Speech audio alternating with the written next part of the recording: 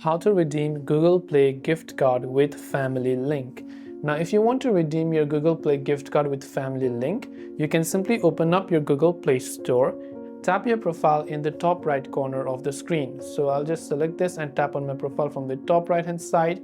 And from here I can go to payment and subscriptions. Then I can go to the option called redeem code, where I can enter the redeem code manually, or I can also use the scan feature by placing the gift card on the back of my phone's camera, and it will automatically scan the gift card.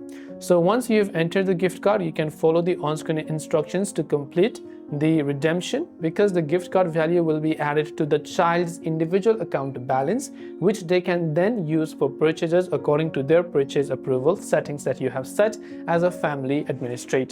So I hope this video helped you out. If you have got any further questions, do feel free to leave them down in the comments below. As always, thank you for watching and see you soon in our next video.